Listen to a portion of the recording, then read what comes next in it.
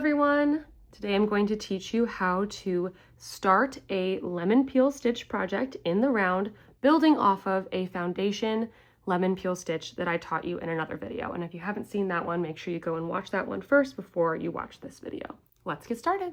All right, so now we're ready to join our long string together into the round. So first we want to make sure that we always end on a half double crochet because we started with a single crochet. If for some reason you started with a half double crochet, make sure you end on a single crochet. It just needs to be opposite. And then when we're bringing this around, we want to make sure that it's not turned inside out. So I always try and make sure that the wrong side of my work, which is kind of the inside here, see, is on the inside of the circle, right side to right side, and make sure it doesn't get twisted around like this, nice and even like that. Then we're going to take our working yarn, this is my working yarn here, and make sure that it's over the project instead of underneath. We don't want it to be like this because it'll get all tangled up. Over the project. And then we're going to insert our hook into that top stitch, the top V of that first single crochet we did. We're going to insert our hook right in, yarn over and pull up a loop. And instead of yarning over and pulling up a loop again, which would be a single crochet, we're just going to pull all the way through. That's called a slip stitch. And you're probably wondering, well, what do I do about all the detachment of this part of it? I typically just take the tail and just kind of weave it in through here, and it kind of sews it up. But we'll just leave it hanging for now. So now we're going to start our next row of lemon peel stitch, and now we're working in the round. Now's a really good time to make sure that we didn't twist anything. Everything's good. Wrong side in, right side out.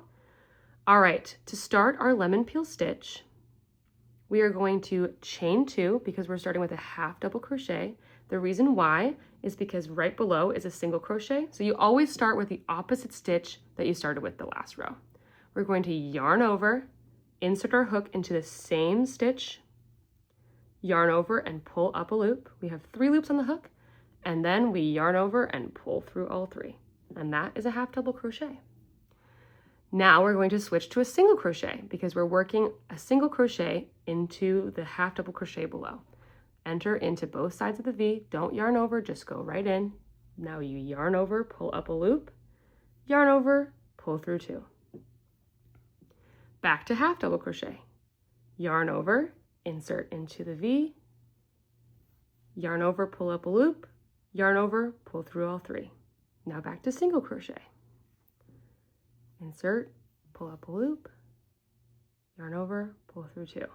And you're just going to alternate half double, single, half double, single until you make it all the way around. And you should end on a single crochet into that half double crochet from the row below.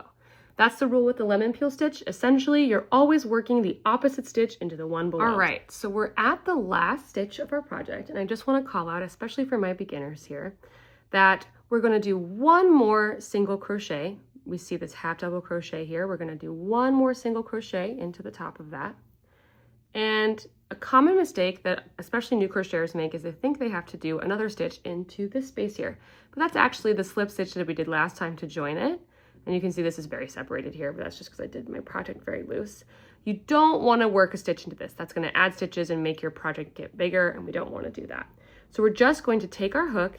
We're going to look over here. A good way to identify it is try and find that half double crochet from before, from that very first stitch we did of this row, and then find the V on top. Insert your hook into both sides of that V. Oop, I went a little bit too much there.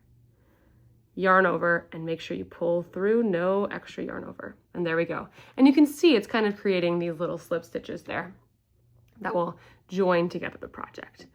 We're on to the next row, which means now we switch. We're going to only just chain 1 this time because we're only making a single crochet. They're a little bit shorter, so you only need to chain 1.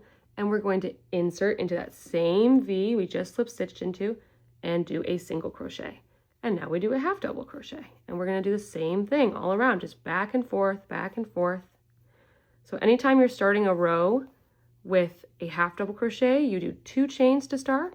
Anytime you start a row with a single crochet, you do 1 chain to start. An easy way to identify underneath what stitch is underneath if you lose track, a single crochet is going to have a V and 1 bar, where a half double crochet is going to have a V and 2 bars. And that's how you can always tell what stitch is underneath in case you're like, wait, what stitch am I supposed to be doing right now? But it really is just back and forth alternating half double crochet, single crochet.